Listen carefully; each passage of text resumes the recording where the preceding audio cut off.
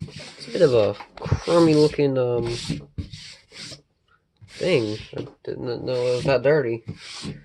Hey everyone, this is just a mongrel here, and today we're going to be doing for the third time, a Zombie World deck profile. I'm pretty sure everyone is hating me for this,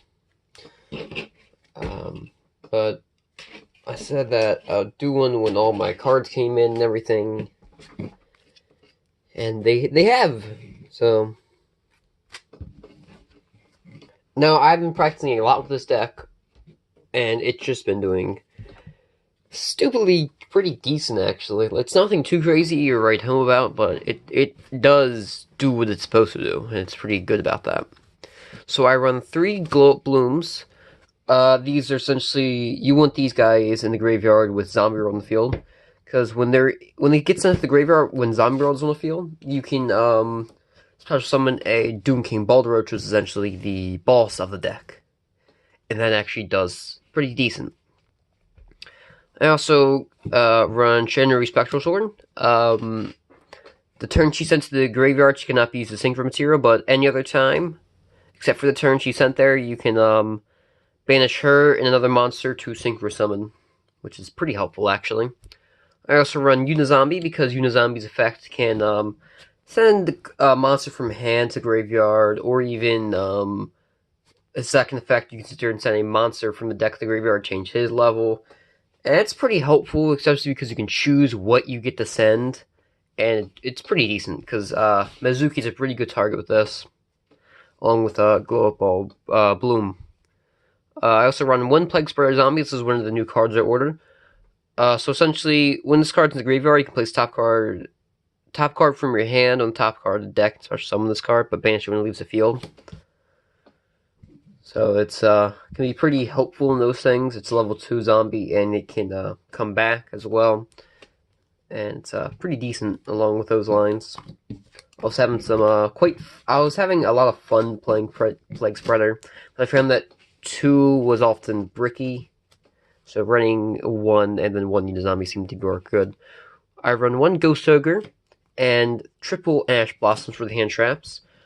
These Ash Blossoms are the commons from the Soulburner Structure deck, which just came out a few days ago. And I picked up my 3 copies. And honestly, I'm really happy about it. And I will also maybe be doing a budget version of the Soulburner Structure deck without Sunlight Wolf in it. But to be honest with you, Sunlight Wolf is just really good to have. I run 2 Danger Mothmans. The reason why is because I actually really like monsters in the graveyard for this. This deck pretty much does really good with this. It doesn't really care if monsters in the graveyard, but I prefer it. The deck generally prefers it with the engine it runs. And also, it does have a draw type thing. In case Mothman is chosen and is discarded, I can draw and discard a card, which is helpful. Now, for the rest of the level 4s, I run 1 Zombie Master for just getting cards back. Armageddon Knight can send Dark Monsters to the graveyard every time he summons. I run 2 Gozukis. I don't use him too often, but when I do, 2 is a good number for that. Triple Mezukis, because anytime I can banish him from my graveyard and special summon another zombie monster from it. And 2 Necrolord Banshees. She essentially can banish herself from the field or graveyard and activate from your hand or deck Zombie World instantly. And it's a quick effect as well, so it works on both players' terms. I also run 2 Destiny Here Maliciouses, because, again, in case he gets sent to the graveyard, I can just banish him, get another copy out, and then link up to a link 3 with Summon Sorceress. Next up, I run triple Doom King Balderoach. I see a lot of people running only 2, because they say clogs up. However, my deck is relying on 3 at the moment. And I feel like 2 to 3 is a really good number for this guy. Especially the deck I'm playing, I feel like 3, because I don't ever see him that often. And I see him just enough to where I generally have happy times. And I also run other ways to get Glow Up Bloom. So I get Glow Up Bloom out the way, and then I'll use Glow Up Bloom's effect to get out Doom King. and Doom King once per chain can negate one effect.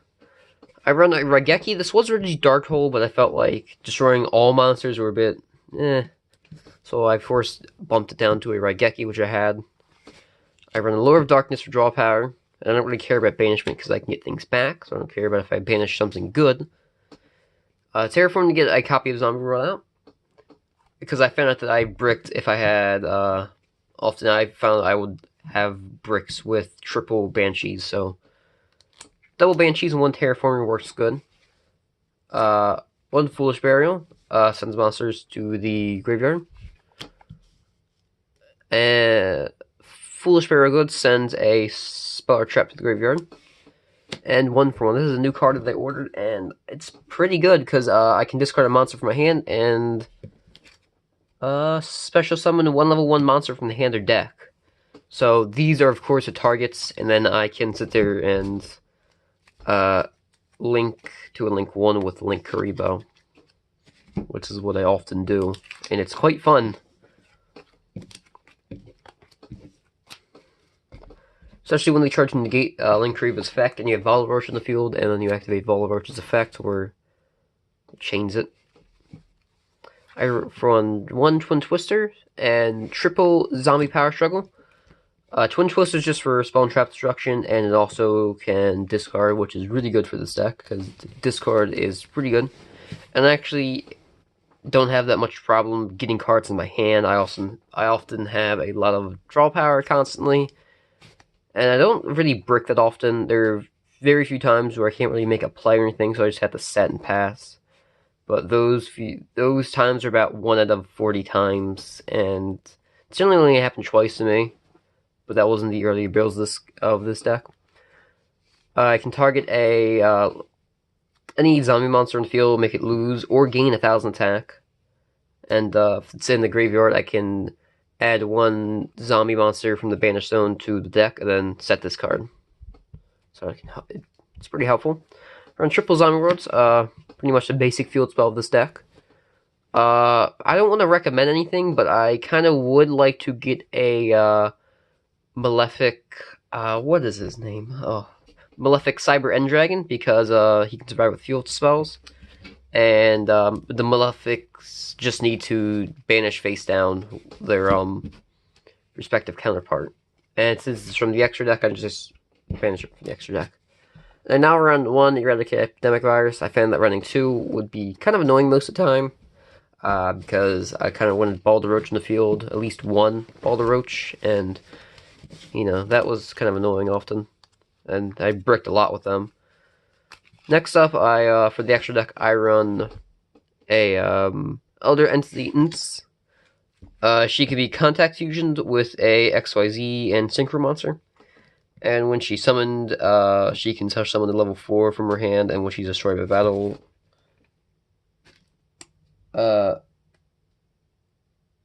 if it's just sent to the graveyard in general, you can target 1 card in the field and destroy it. So it's pretty helpful.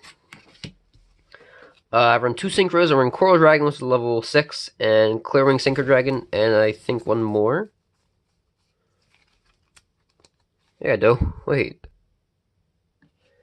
Alright, now I'm back from my little thing.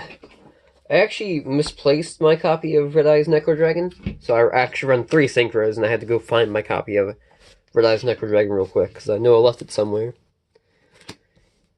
But Coral Dragons, in case can't make a level 7. Clearwing Synchro Dragon can stop some plays and all that. It's pretty good. And Red Eye's Necro Dragon can special summon whenever a monster is destroyed. A zombie monster is destroyed, I believe. Crazy Box, Dark Railing XYZ Dragon, Evil Swarm Nightmare, and number 68 Centerfall the Sky Prison are all of my XYZ monsters. Crazy Box, I generally only run if I don't have any other options or anything. Dark Railing XYZ Dragon can gain attack and all that for 2 discard, or 2 discarding 2 materials from it. This guy can, I believe it's, my opponent special summons a monster, except during damage type I can attach material, and the monster is flipped into face down. defense. And this guy gains 100 attack and defense for every single monster in either player's grave, in both players' graveyards, actually. I don't know why I said either. But, you can also detach, and then I believe for about 2 turns, or 4 turns total, I think? I don't remember quite honestly. But, you can't summon monsters for that time being from the graveyard. So it's kind of an out. He's level 8, so I do need 2, things. I run one Link 1, my bad. Monster, it's Linkuriboh. Basic Linkuriboh effects. I also run for level 2's Flame Administrator.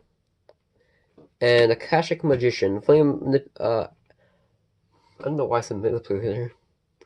Administrator can, he's kind of just there for just like some, I don't even know why I play him, honestly. I don't really have a reason to. I don't ever use him that much. And, yeah. There's also Akashic Magician, which I really don't use too often either. Just kind of just there just to fill up space in case I ever need to use her. For level 3s, I play Decode Talker, the Phantom Knights of Rusty Barchi, I guess. I say different every single time, and no one's corrected me yet. And Summon Sorceress. Decode Talker is pretty good. He does some basic Decode Talker type things. Phantom Knights, I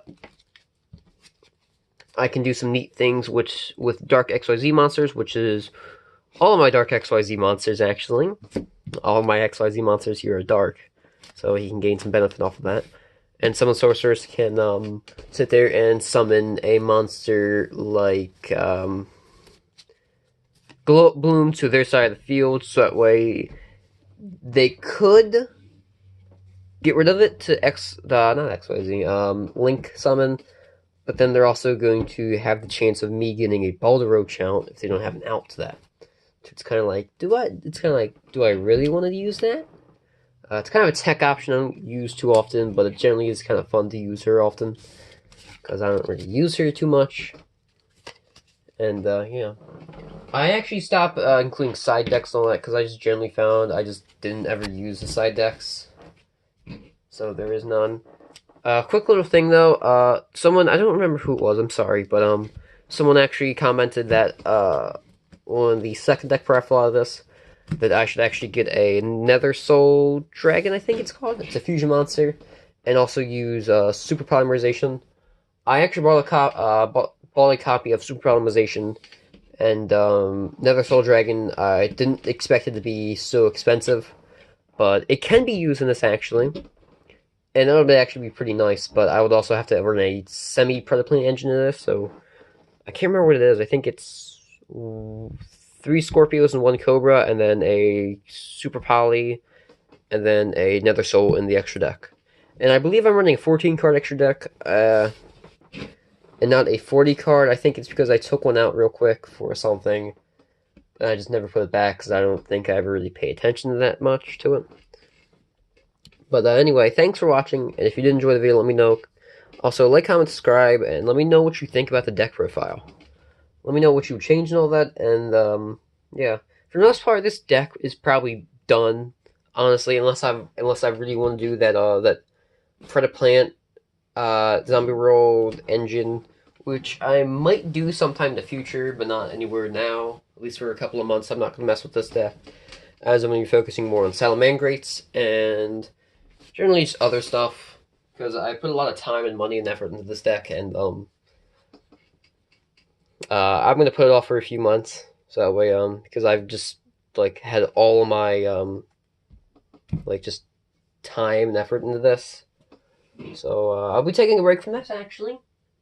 And then if I change the deck drastically again and make it, pretty decent, I'll let you guys know. Anyway, thanks for watching, and yeet!